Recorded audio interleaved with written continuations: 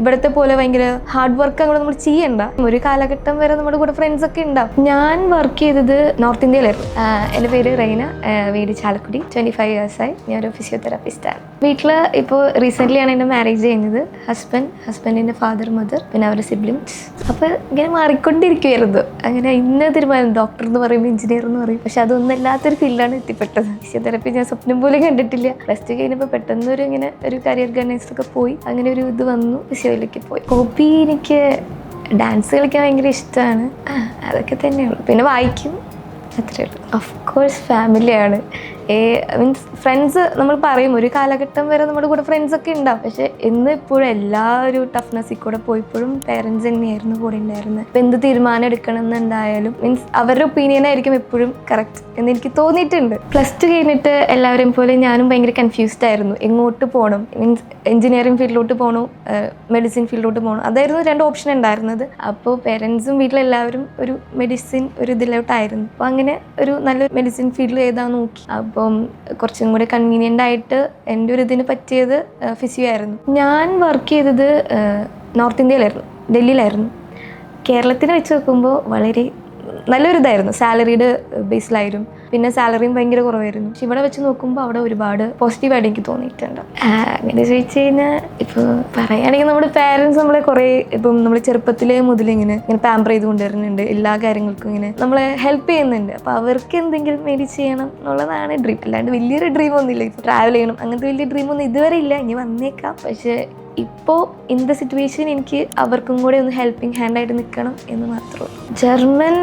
Germany എന്നുള്ളത് എൻ്റെ ഒരു വിഷ് ലിസ്റ്റിലേ ഇല്ലാത്തൊരു സംഭവമായിരുന്നു. ഞാൻ പറഞ്ഞല്ലോ റീസെൻ്റ്ലി കല്യാണം കഴിച്ചു. ഹസ്ബൻഡ് ജർമ്മനിയിലാണ് വർക്ക് ചെയ്യുന്നത്. അങ്ങനെയാണ് ജർമ്മനിയിലോട്ട് ഒരു തോട്ട് വന്നു തുടങ്ങിയത് ബേസിക്കലി. പിന്നെ പിന്നെ അതിനെക്കുറിച്ച് ഇങ്ങനെ ആലോചിക്കാൻ തുടങ്ങി. അപ്പോൾ നോക്കി കഴിഞ്ഞപ്പോൾ ഓക്കെ നല്ലതാണ്, ഇവിടത്തെങ്കിലും സാലറി നല്ലതുണ്ട്, റെസ്പെക്റ്റ് കിട്ടും, വർക്കിംഗ് അവേഴ്സ് കുറവാണ്, ഹെക്ടിക്സ് ഇല്ല. അങ്ങനെ നോക്കിയപ്പോൾ ജർമ്മനി ഗുഡാണെന്ന് തോന്നി. അതായത് ഇത് എനിക്ക് പറയാനുള്ളത് ആക്ച്വലി ഇതൊരു ലാംഗ്വേജ് ആണ്. ഒരു മീൻസ് വലിയ സയൻസോ മാത്സോ അങ്ങനെ ബ്ലാ ഐറ്റംസ് ഒന്നും അല്ല. ലാംഗ്വേജ് ആണ്. എല്ലാവർക്കും പറ്റും, ഒന്ന് ഫോക്കസ് ചെയ്താൽ പറ്റും എന്നാണ് എനിക്ക് തോന്നുന്നത്. എല്ലാവരോടും എനിക്ക് അതന്നെ പറയാനുള്ളൂ. പറ്റും, നമ്മളൊന്ന് വിചാരിച്ച് കഴിഞ്ഞാൽ പറ്റാവുന്ന സാധനങ്ങൾ. പക്ഷെ നമ്മൾ അതിനോട് കൂടുതൽ ഫോക്കസ്ഡ് ആവണം, ഡെഡിക്കേറ്റഡ് ആവണം എന്ന് മാത്രമേ ഉള്ളൂ. മദർ ടങ് ആയാലും നമ്മളിപ്പോൾ പറഞ്ഞാണ് പഠിക്കുന്നത്. അപ്പോൾ അത് പഠിച്ചെങ്കിൽ നമുക്ക് ഇപ്പോൾ കുറച്ചും കൂടി ഏജ്ഡ് ആകുമ്പോൾ ഒരു ലാംഗ്വേജ് നമുക്ക് സിംപ്ലി ലേൺ ചെയ്യാൻ പറ്റുന്നതേ ഉള്ളൂ.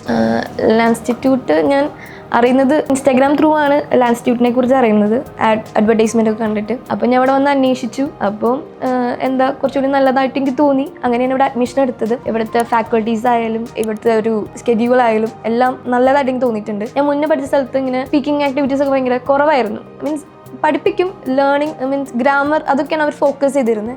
സ്പീക്കിംഗ് ഭയങ്കര കുറവായിരുന്നു.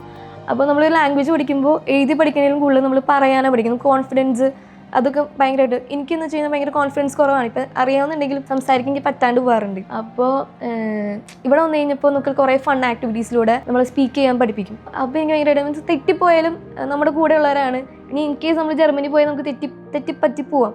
അപ്പോൾ നമുക്ക് ഇവിടെ നിന്ന് നമുക്ക് തെറ്റി ആൾക്കാർ ചിരിക്കുന്നു അതൊക്കെ നമ്മൾ കണ്ട് പഠിക്കുന്നുണ്ടല്ലോ. അപ്പോൾ അവിടെ ചെന്നാലും നമുക്ക് ഇനിയിപ്പോൾ തെറ്റ് പറ്റിയാലോ ഓക്കെ കുഴപ്പമില്ല അങ്ങനെ ഒരു മൈൻഡിൽ ഇരിക്കാം. മീൻസ് അങ്ങനെ തെറ്റുപറ്റുമെന്നല്ല ഞാൻ പറയുന്നത്. പക്ഷെ നമുക്ക് ഇവിടുത്തെ മീൻസ് നമ്മളെ കുറച്ചും കൂടി കോൺഫിഡൻറ്റ് കൂട്ടാൻ വേണ്ടി സ്പീക്കിംഗ് ആക്ടിവിറ്റീസൊക്കെ ഹെൽപ്പ് ചെയ്യുന്നുണ്ട്. ഇവിടെ എല്ലാവരും ജർമ്മനെ സംസാരിക്കുന്ന കൂട്ടത്തിലായാലും. അപ്പോൾ നമുക്ക് അങ്ങനെ ഒരു എൻവയോൺമെൻറ്റ് കിട്ടുമ്പോൾ അത് ഒബ്വിയസ്ലി നല്ലതായിട്ട് എനിക്ക് തോന്നിയിട്ടുണ്ട്. മുന്നേ പഠിച്ചിരുന്ന സമയത്തും ഞാൻ അധികം ജർമ്മൻ സംസാരിക്കാൻ നോക്കിയിട്ടില്ല. കൂടുതലും എഴുതി പഠിക്കുക, ഗ്രാമർ പഠിക്കുക, മീൻസ് കുറേ കാര്യങ്ങൾ പഠിക്കുന്നുണ്ട് പക്ഷേ യൂസ് ചെയ്യാൻ പറ്റുന്നില്ല. ഇവിടെ വന്നപ്പോൾ പിന്നെ ആക്ടിവിറ്റീസൊക്കെ ഉള്ളത് നമ്മൾ സംസാരിക്കാനും കുറച്ചുകൂടി നോക്കുന്നുണ്ട്. പിന്നെ ഇവിടെ ആയാലും ഇപ്പം 2 ദിവസം മുമ്പ് ഞങ്ങൾക്കൊരു ജർമ്മൻ നേറ്റീവ്സ് ആയിട്ടൊക്കെ ഒരു ഇത് വെച്ചായിരുന്നു, ഒരു ഓൺലൈൻ കോള് വെച്ചായിരുന്നു. അപ്പോൾ നമുക്ക് ആദ്യമായിട്ടാണ് ഞാൻ സംസാരിക്കുന്നത് ജർമ്മൻ ആയിട്ടുള്ള ഒരാളുടെ അടുത്ത്. നമുക്ക് അങ്ങനെ സംസാരിക്കാൻ ഒരു ഇൻട്രാക്ഷൻ കിട്ടുമ്പോൾ ലൈക്ക് ഗുഡ്. അതായത് ഞാൻ മുന്നേ ഇവിടെ നിന്ന് കേരളത്തിൽ നിന്ന് ഡൽഹി പോയപ്പോൾ ഇതേ അവസ്ഥയായിരുന്നു എനിക്ക്. നമ്മൾ ഹിന്ദി പഠിക്കുന്നുണ്ട്, ചെറുപ്പം മുതലേ പഠിക്കുന്നുണ്ട്, ഞാൻ പഠിച്ചിട്ടുണ്ടായിരുന്നു. പക്ഷേ എനിക്ക് സംസാരിക്കാൻ അറിയില്ലായിരുന്നു. ഇതേ അവസ്ഥ തന്നെയായിരിക്കും എന്ന് എനിക്ക് നല്ലൊരു ബോധ്യമുണ്ട് ജർമ്മനി ചെല്ലുമ്പോഴും.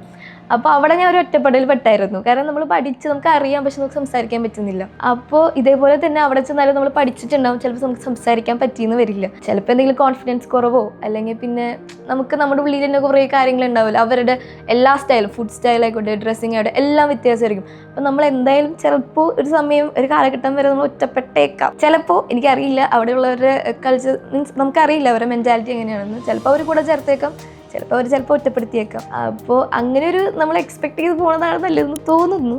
ചിലപ്പോൾ അങ്ങനെ ഇല്ലായിരിക്കാം, തോന്നൽ മാത്രമായിരിക്കും. എന്തായാലും എനിക്ക് അങ്ങോട്ട് പോകാണ്ട് വേറെ ഓപ്ഷൻ ഇല്ല. കാരണം ഹസ്ബൻഡ് അവിടെയാണ്. അപ്പോൾ ഞാൻ എന്തായാലും അങ്ങോട്ട് മൂവ് ചെയ്യണം. അപ്പോൾ എന്തായാലും എനിക്ക് അവിടെ ഒരു കരിയർ ബിൽഡ് ചെയ്യണം എന്ന് ആഗ്രഹമുണ്ട്. അവിടെ പോയിരുന്ന് വെറുതെ ഇരിക്കുന്നതിലും ബെറ്റർ നമ്മളും കൂടി ഹെൽപ്പ് ചെയ്യാൻ പറ്റുമെങ്കിൽ അതല്ലേ. അപ്പോൾ അവിടെ ചെന്നിരുന്ന് പഠിക്കുന്നതിലും ബെറ്റർ നമ്മൾ ഇവിടെ നിന്ന് പഠിച്ചു പോകുന്നതാണ് എനിക്ക് തോന്നിയിട്ടുണ്ട്. എന്തായാലും ഞാൻ പോവും എന്ന് എനിക്ക് ഉറപ്പുണ്ട്. എന്തായാലും പോകണം. അപ്പോൾ പഠിച്ചിട്ട് പോവാം എന്ന് വിചാരിക്കും. Thank you.